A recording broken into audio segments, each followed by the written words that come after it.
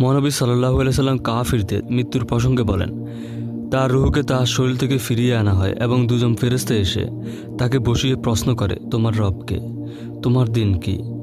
এরপর নবীজি সাল্লাল্লাহু আলাইহি সাল্লামের ছবি দেখিয়ে বলা হয়, এই ব্যক্তিকে তোমাদের মধ্যে প্রেরিত করা হয়েছিল, তিনি কে? সে তিনটি প্রশ্নের উত্তর দিতে ব্যর্থ হয়।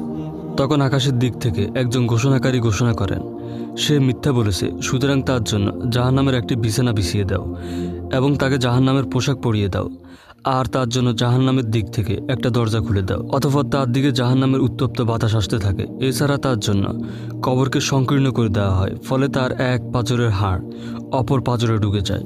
নবীজি আরও বলেন, অতঃপর তার জন্য এক অন্ধ ও বধির ফেরেশতাকে নিযুক্ত করা হয়, যার সঙ্গে একটি লোহার হাতুড়ি থাকবে। যদি এ দ্বারা পাহাড়কে আঘাত করা হয় তাহলে তা ধূলিতে পরিণত হয়ে যাবে। তারপর সে ফেরেশতারা হাতুড়ি দিয়ে সজোরে আঘাত করতে থাকে তাকে।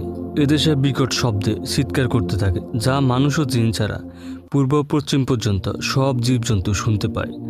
আঘাতের ফলে সে মাটিতে মিশে যায়। তিনি বলেন, অতঃপর শাস্তি অব্যাহত রাখার জন্য তার শরীরে আবারও রুহু দেওয়া হয় এবং এইভাবে শাস্তি চলতে থাকে।